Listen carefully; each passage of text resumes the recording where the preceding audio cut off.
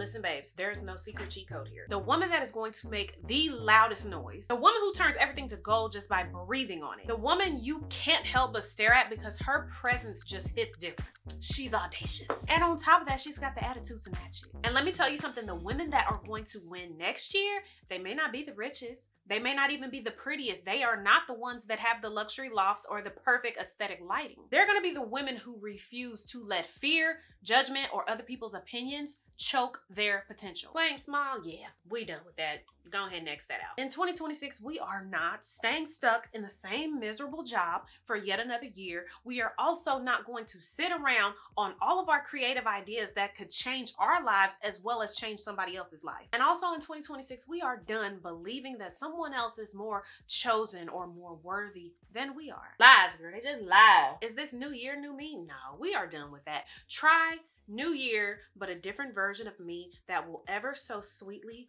tell you to move the hell out of my way because I have things to do. Now, it's only right that we start with the fear of judgment because we cannot become an audacious woman with having a fear of judgment. To be audacious is to be bold and put yourself out there, and you cannot put yourself out there and present yourself as this bold individual if you have a fear of judgment. Sometimes it's the smallest shift in phrasing that can trigger the biggest shift in perspective. We say things like, I have a fear of judgment. When we say statements like, I have a fear of judgment, you're trying to soften it. You're accepting it first and foremost, but you're also trying to soften it. You want to make it understandable. You're trying to manage the impact of it while still simultaneously trying to tiptoe around it. It's almost like you're just trying to figure out a way to further ignore it. Now, here's what I want you to do. I want you to take that statement, I have a fear of judgment, and I want you to swap it out.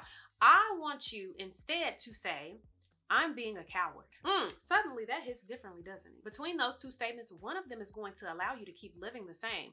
One of them, you're going to avoid changing at all costs. One of them, you're going to further make excuses for yourself. But the other version, calling yourself a coward, that adds urgency. Not only does it trigger urgency, but it's also going to trigger you to be 100% honest with yourself. Because by calling yourself a coward, or better yet, put it like this, if someone else were to call you a coward, what is going to happen? You're automatically going to get in a defensive mode. We all have that automatic defense mechanism that just goes off when we feel like we're being disrespected or when we feel like somebody is trying to diminish our character. So again, if someone is calling you a coward, or if someone walks up to you and calls you a bitch, and not in the friendly way like some women like to use it as, but if someone comes up to you and says anything like that, you're going to be defensive because you at that point have a need to prove that that is not who you are. But here's the truth. I'm going to hold my hands out for you to put your hands in my hands. Okay, we have our hands. All right, here we go. The truth is, saying a statement like, I have a fear of judgment and I am a coward, they are one and the same. I know, I told you I would hold your hand. A coward is someone who lacks courage to face something uncomfortable or unpleasant. Now tell me, is the fear of being judged by others not deeply uncomfortable? Here's the real perspective shift that each of us need to consider. What is going to be more unpleasant in your life? Is it facing someone else's opinions of you, or is it spending your entire life being the shadow in your own story? Coming from someone who used to be a certified people pleaser and someone who allowed other people's thoughts to feel so big that it felt crippling, let me tell you the most surprising thing that I learned. It's not other people's opinions that hurt you the most. It's your own self-doubt giving their opinions a podium to stand on. That's exactly why a random comment can feel like a personal attack. I'm sure we've all had a situation happen where something really small turned into something extremely big. Why? Because it hit a personal insecurity of ours. That's exactly why silence can feel like a rejection, because when someone doesn't respond the way that we want to, when they don't compliment us or react the way that we feel like they should, our minds start spiraling, and then we start filling in the gaps with all of our own fears. We spiral over things people never even said. Real voice sabotaging you, it isn't theirs, it's yours. Now, it is true that while yes, a lot of the fear of judgment that we have to work through is an internal battle, I feel like we need to state the obvious, and the obvious is that we live in a very opinionated world. I mean, we literally live in a world where people wake up And their sole mission for that day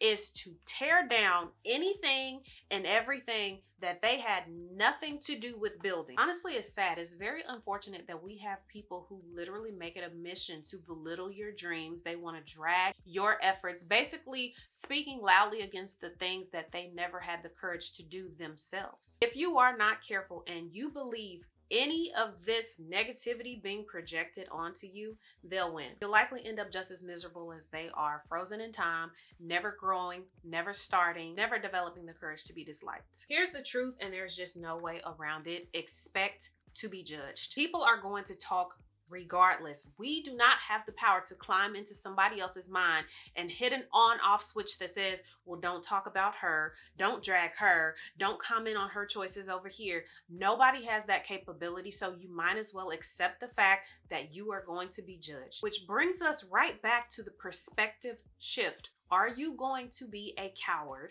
the shadow in your own story, or are you going to accept the judgment however it comes and move on with your life? Here's the part I feel like people forget the most. You don't have to accept the judgment.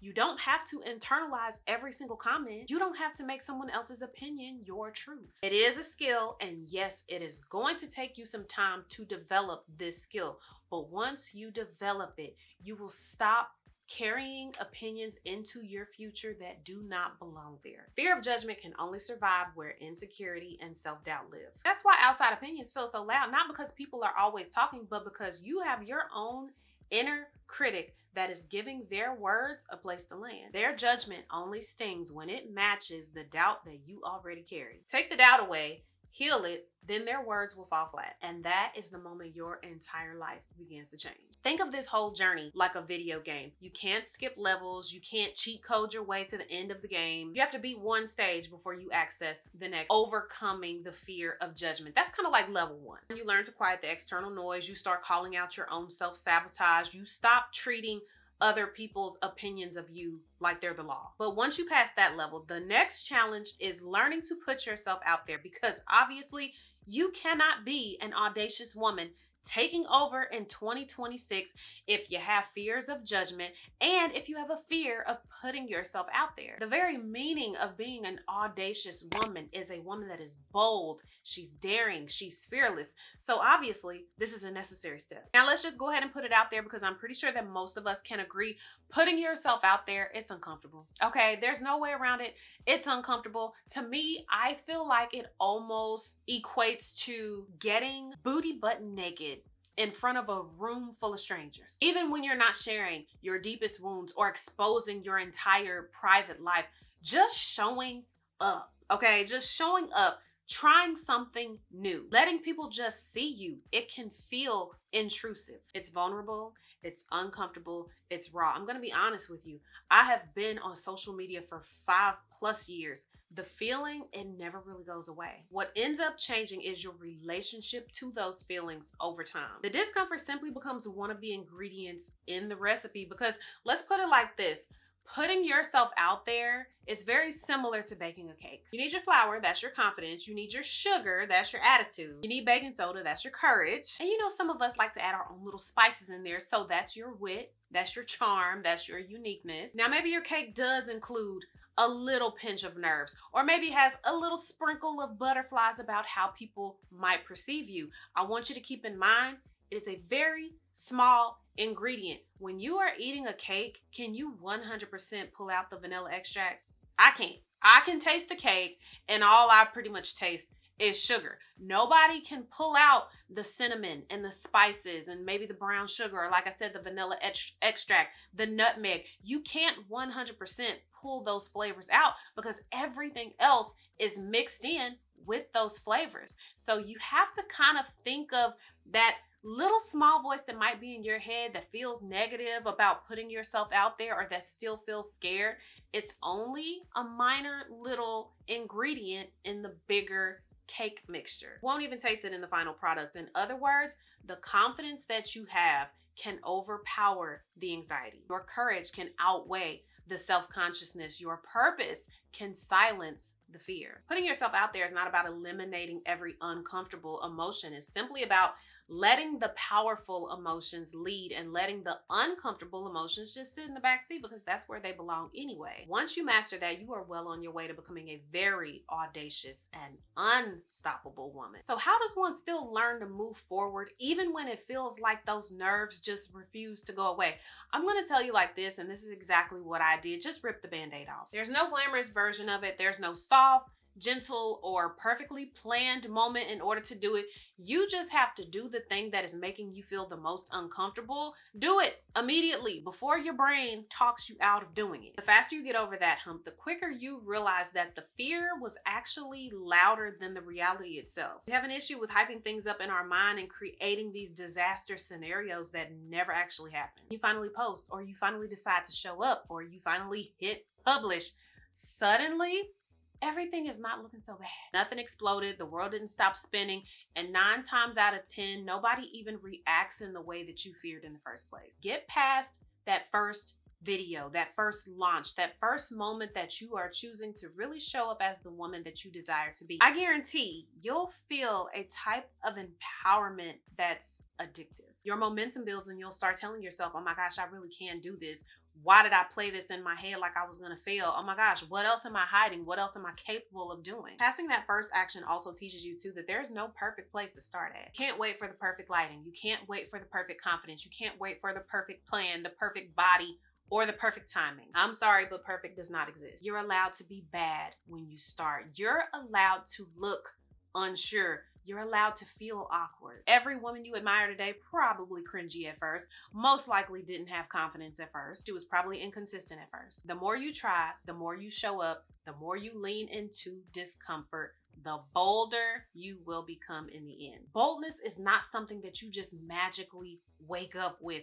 It is something that is learned through repetition over and over and over again. Every action builds a little more courage. Every attempt sharpens your rhythm. Becoming an audacious woman, no, it is not going to happen overnight. But hey, we've already discussed a fear of judgment, and we've already discussed putting ourselves out there. And those are 2 major things that you will need in order to become an audacious woman anyway. Now, for the woman who grew up being the quiet one, or maybe you were the nice one, the responsible one, the woman who held everything together so everybody else's life could fall apart, this is probably going to feel a little foreign for you at first. And that's because a lot of your life you were told to prioritize peace, not in the way of being calm or having bliss. We're not talking about that kind of peace. I'm referencing that peace that maybe you took on that kept you smaller than everybody else. That peace that you took on to avoid confrontation and make everybody else feel comfortable. You know, the kind that keeps you predictable. We're done with that. We are done choosing the peace that keeps us little, and we are going to choose the path that really allows us to step into our power. An audacious woman, she is power. She exudes power. She has a boldness within her and about her because she trusts herself. She is extremely okay and content with being uncomfortable. She doesn't care because she's going to figure out how to maneuver out of it anyway. Taking risks, that doesn't scare her. She actually welcomes taking on risks in her life. She enjoys it. You'll never catch an audacious woman crumbling in unfamiliar environment. She adapts to it. I want to make one thing very clear. Having audacity is not about confidence. It is about a belief. Confidence is the result, but the belief, that is the source. Bold because you believe. You're daring because you trust your abilities. You're fearless because you know deep down, I can do whatever I need to do in whatever situation. I've got this. This type of foundation is stronger than talent. It's stronger than looks. It's stronger than luck. It's limitless self-belief. And let me tell you something, a limitless self-belief, that is the cure. It's the cure for every identity struggle that you have ever had in your life. It cures the parts of you that never felt enough. It's the cure to comparison, that constant measuring, that quiet jealousy. It's the cure to the invisible chains that keep you holding yourself back, that keep you talking yourself out of opportunities, shrinking when you should be standing tall, and playing safe when you're meant to be seen. You ever come across a woman that you just feel like, oh my gosh, everything she touches turns to gold. Everything that she wants, she gets. It's not because she's lucky. It's not because of privilege. She has a limitless self-belief. She believes that she can have it and she gets it. It's that simple. And I know a lot of you are going to be like, well, she's manifesting, right? She has a limitless self-belief. She's just manifesting everything. This actually goes far deeper than just manifestation principles. 95% of the time, I can safely say pretty much 95% of the time, we're talking about manifesting something material into the physical world. But when we're talking a limitless self-belief that stems from audacity, that audacity will expand the entire quality of your life. It elevates your experiences. It elevates your connection, your standards. Not everyone cares about collecting material things. Some care more about collecting the moments or the memories or the rooms that they thought they would never enter. So when you do walk into those realities that you once thought were bigger than you do so now very naturally because you have transformed yourself by becoming an audacious woman. Audacity kicks the door down. Attitude keeps you from explaining why you kicked the door down in the first place. We're not talking attitude in the aspect of being mean or rude or masculine or being too much. We're talking about the energy that says, no, I'm not explaining myself again. Hell no, I'm not negotiating my worth. No, I'm not entertaining low effort people. No, I'm not apologizing for wanting more. Your attitude is like the force field that is surrounding your audacity. We've developed the limitless self-belief. Well, now we need something to protect it. And that's where attitude steps in. It is the version of you that shows up with the self-respect, with the certainty, with the emotional maturity, and that try me if you want to vibe that people can feel before you even say a word. It's the attitude that keeps you aligned when someone tries to come along and sway you off of your goals, or maybe that you're finding that people are trying to project their insecurities onto you. The attitude will check that. It won't even let it get past. Attitude says, I'm no longer available. I am no longer available for anything beneath the woman that I am becoming. It's what stops you from backtracking and keeps you from settling. An audacious woman, she is powerful. But when you have audacity and you have the attitude backing it up, baby, you are unstoppable. You are truly a force to be reckoned with at that point. I mean, really, you might as well put a warning label on this type of woman because this is a woman, she's dangerous. She's dangerous in all the best ways. You instantly become the woman who stops waiting for permission. You move first, you ask questions later, and you never apologize for taking up space. She stops explaining all her moves. She realizes that her playbook is extremely valuable. And the only thing that people will see is the result at the end, nothing before. You don't even get a glimpse at it. It's so crazy. 2026 is literally days away. I mean, I'm filming this on December 4th. So we still have a little bit close to a month, but still, it literally is days away. And in 2026, I don't want you to make small little babies changes anymore. We're not doing that. I don't want you to make a little progress here and there. Now, I'm not saying that that's a bad thing, but in 2026, we are going to leap forward, okay? I want you to take massive jumps ahead. I want you to disrupt the predictable. I want you to surprise yourself with audacity and attitude. You will not just participate in 2026. 2026 actually will not feel like any of your previous years. You will own every bit of 2026. It'll be yours, okay? Yours, precious. It'll be yours. Well, I have given you all the gems that I can think of. So until next time, my loves,